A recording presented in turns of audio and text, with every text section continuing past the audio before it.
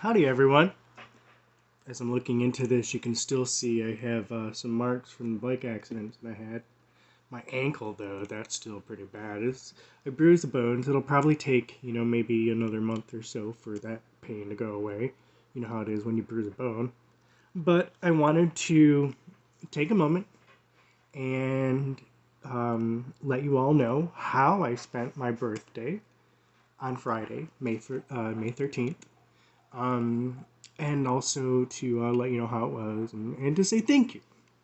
So I've been receiving tons of people online, especially on LinkedIn. So this message is definitely to all of you, but to all of you on LinkedIn, oh God, thank you. Now every year I get hundreds of people saying happy birthday to me on varying websites. LinkedIn always seems to be where the bulk of that comes from. And I get hundreds of people every year on LinkedIn alone saying happy birthday to me. And that blows my mind. I'm like, little old me? Thank you so much. Okay, so how I spent my birthday. Now, Friday, May 13th, I was actually born on Friday, May 13th in 1977 at 6:10 p.m. in Norwich, New York at the Shenango Memorial Hospital, Norwich Extension. Okay? So on the 12th is my grandmother Brzez's birthday. Now that's my mother's mother and she passed away in 92.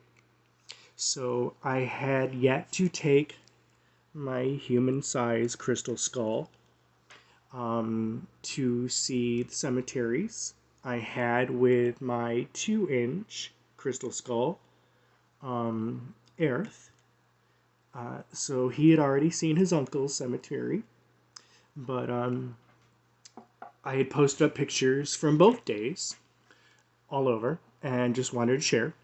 And the one picture I had reposted again the following day, which was on my birthday, right?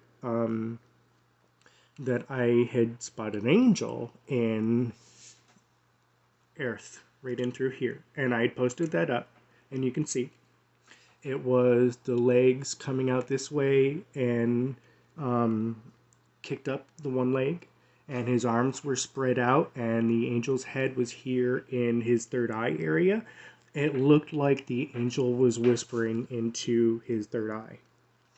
So his first experience with the cemetery outside of living in this house the last few months with my grandmother's urn. So it's kind of like its own mausoleum, right? We're living in our own cemetery. Uh, but I took him down there. It was his first experience with the cemetery, and it's a sacred place. And you're supposed to do that. You're supposed to take your crystal skulls to sacred places. So I'm asking all of the residents there, they're my babies, you know,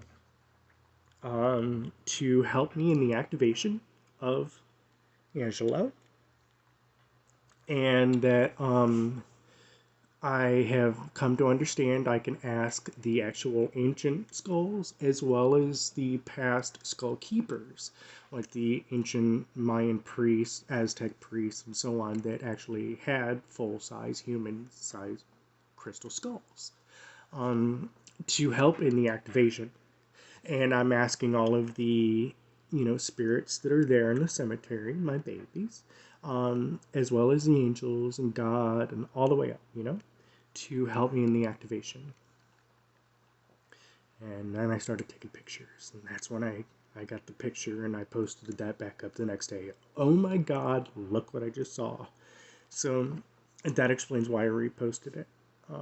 Because not only did I see an angel, but I was kind of talking out loud to them and asking them to help me in activating him fully.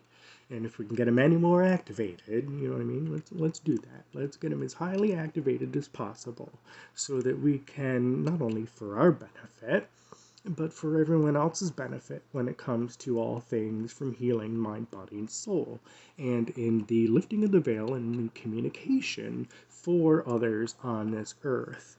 And to help with giving a ghost to my little brother and to my Grammy. And it still chokes me up because I love my Grammy and I love my little brother and I miss them horribly, okay? And we're not allowed to be down and sad because that is the train going in the opposite direction. And when it comes to manifesting, you can only have a train go in one direction, not two at the same time. And I'm trying to keep my family, keep the promise that I had made to my brothers. And that would be for, and I'll move him a little forward. So you can have both brothers. They're brothers from a different mother. Actually, not really. Okay, this one is from Asia. This is out of Shanghai. And this one was removed and carved in Brazil. And I do want to get better quality pictures. It's really hard to get pictures of crystals when it comes to showing all of their inclusions. And I can see a face right there. You see it? And that's how you scry. See the face? You will. But, there. Now maybe you'll see him a little better. These are my babies. You've met my two girls, my two cats, Angara and Notori. And these are my two boys, Angelo and Earth. Angelo is starting to now glow in the way that Earth glows here. He spent a lot of time with my grandmothers, especially in the last few days too. Now we also had the blood moon lunar eclipse. I had a fever. I don't know why. I don't get sick unless it's like food poisoning or.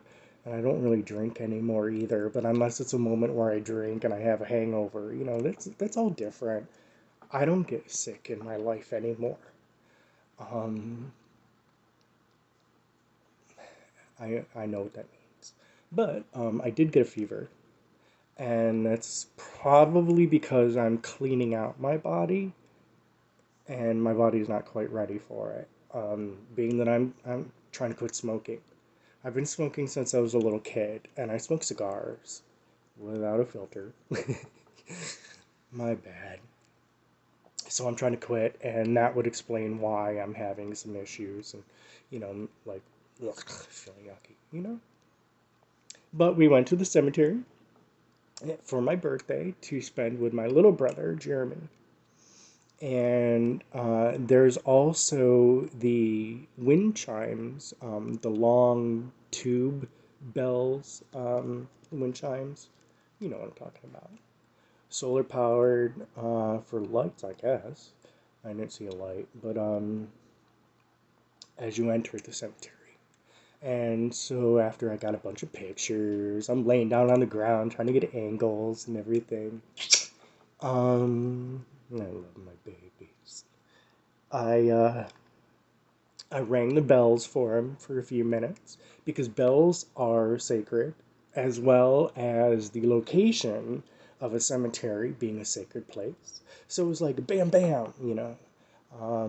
And so I rang the bells for him for a bit, like, listen, baby.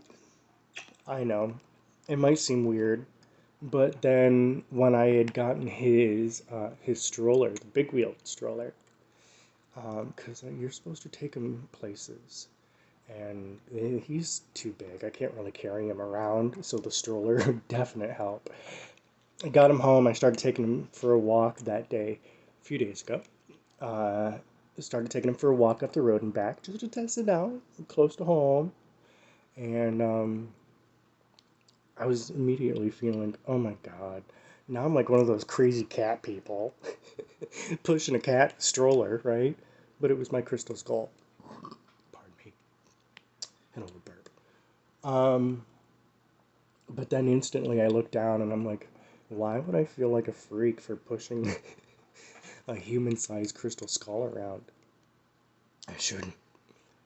Anyone that's going to look at me like I'm a freak, It's because they don't have one. I love it. And I can still see right there. I can still see the face. Which, that's how you scry with a crystal ball, or a crystal skull, or anything, right? When it comes to scrying, you look for the images that come about. And well, there's the image of a face. So, how I spent my birthday is wonderful.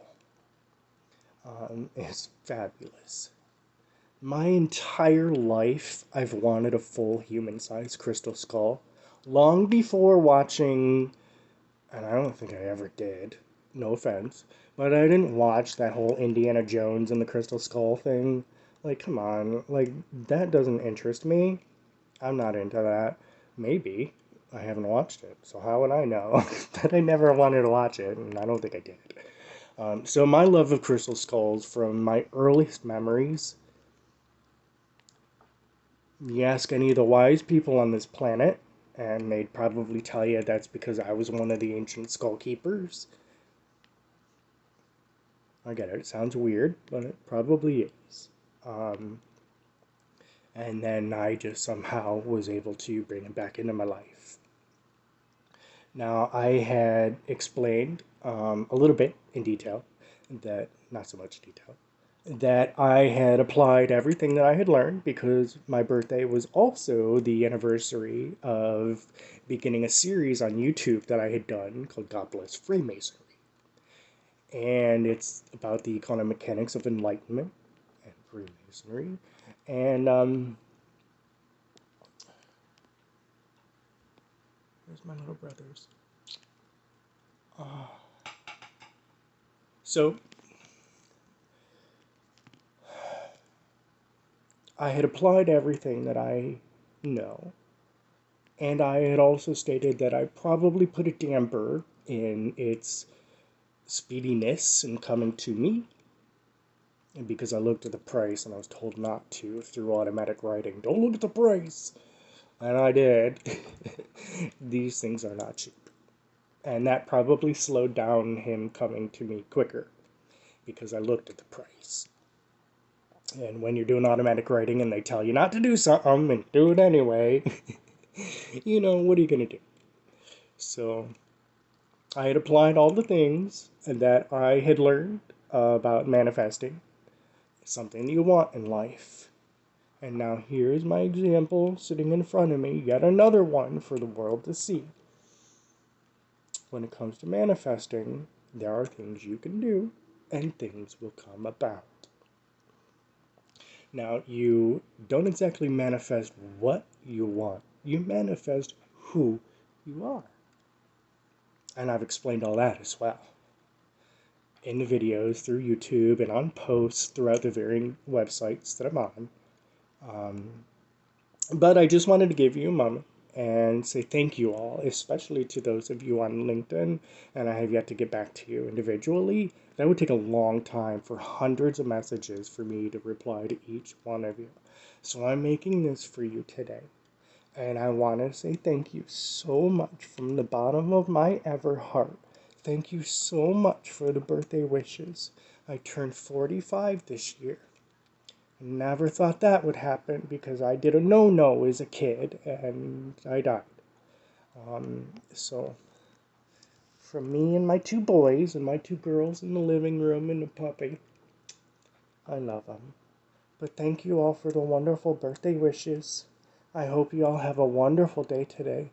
May God bless you and namaste.